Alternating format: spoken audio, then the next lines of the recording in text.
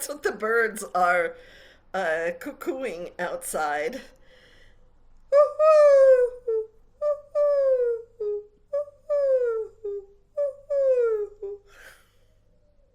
Can you hear that? It's really amazing. There are times in life where the old story's completely done, but the new one hasn't been born yet. I call these thresholds, and it's amazing. Like right now, I'm sitting in Tavira, Portugal, and those cuckoos, it's astounding. That is what I used to hear, they used to call me so much in Galilee. And that is just like the most, it's like not by accident that I'm hearing that right now. I'm healing from a severely broken ankle and a big surgery. My bank account is at €3.05 as I'm waiting for international bureaucracies and banks to do their things and deposit money back into my account. Hasn't happened. And it's stressful. It's not the first time. Today it's €3. Other times it's been 6 figures.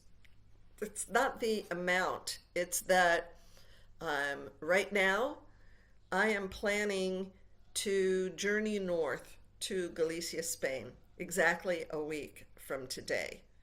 I'm going to be bringing this ancient heritage, this ancient music program to historic monasteries, to solo female travelers. I'm acting like in real time on 150% faith because, as I just said, I don't know how I don't know how this is all going to unfold because the puzzle pieces they still aren't in place. And it feels exactly like a dream that I had a few nights ago where I'm standing inside this massive, like this cavernous, unmarked building, and there are no signs there, and I have zero idea how to get any place. And it's kind of, it really reflects what I'm going through because there are many different pieces. And in ancient times, women, they crossed these intense intersections or thresholds not by overworking, not by doing more, not by getting it all right and getting it perfect, not by looking good, not by giving to everybody else and being exhausted and not having any energy to to receive, but you still force control. Anybody relate? Could you relate? What they would do instead is exactly the opposite. Stop.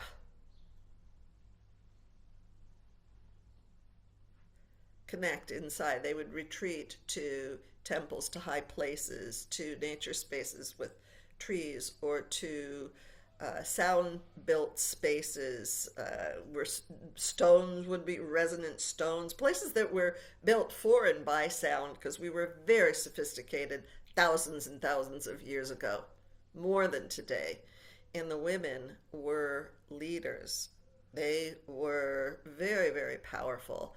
I am so grateful to be part of an ancient lineage, unbroken on both my mom and dad's side, where this was practiced.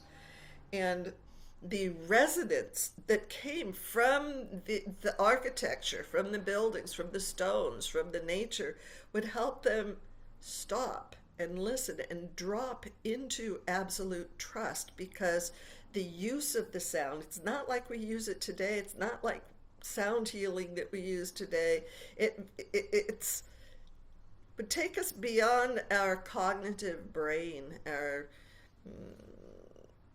chatting mind, critical thinking, the fearful thoughts, and bring us into our center and our calm and allow us to then know what to do next because we could hear ourselves inside. Because when you sit still on the earth and you let heritage sound, the resonance of the sites to hold you, your nervous system remembers how to drop into your full weight I mean your full weight from the inside out. I don't mean about your body. And I know you know, those who know, I know you know. You know, it's that place that you can't necessarily say it.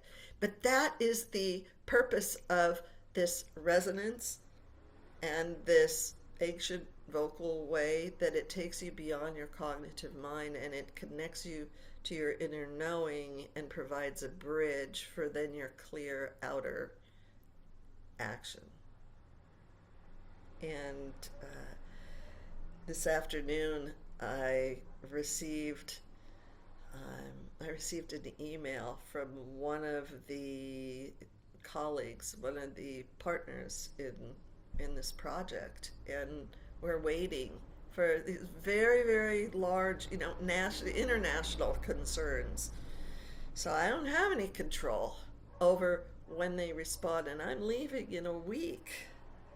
So I saw that line from the email, and one part goes, "Oh, she answered, oh my God, all is well." And then immediately behind that is, "Oh no, it's not going to work out." All the negative expectation. And then all this like spiritual bypassing, spiritual manipulation that I used to play in myself, thinking that I could control the results. And I cannot. It's not up to me. I could control how I show up. And so, God bless. Today I chose to stop instead of opening the email. I gave myself a temple pause, at this threshold, because I refuse. Like, it's that last 10 to 20% where we sabotage ourselves, not intentionally, but our fear is there to keep us safe, as if. But that's fear from dinosaur days. And today I decided, no, not doing that. So I listened to this very, very powerful resonance collection. And during that time, actually not during the sound itself, but in the pauses afterwards, such clarity came. And oh my God, such a relief that then by time I went to open up the email, I wouldn't open up the email until I was in a really, really clear place. And the response, it wasn't a negative. It's holding pattern. Getting a very good lesson in patience. But that's the other place that in the past would have been so easy to go, "Oh no, Spirit is saying don't move forward. No, don't move, no," because the fear would try and stop. Clothed in spiritual clothing, in conscious clothing, in quote unquote wise clothing, bullhooey. No, I'm moving forward. And you can, we'll see what happens. I will record this over the next days, whatever unfolds. And in the meantime, my question for you today is, where in your life are you standing in an unmarked building trying to force the door open when your soul is actually begging you to stop and listen? Like, be honest with yourself. You deserve so much good. And if you're standing in a threshold, like I am, doesn't have to be like my threshold, but your own threshold, and you would appreciate having some clarity and some calm and respite from the anxiety, because the uncertainty, it is stressful.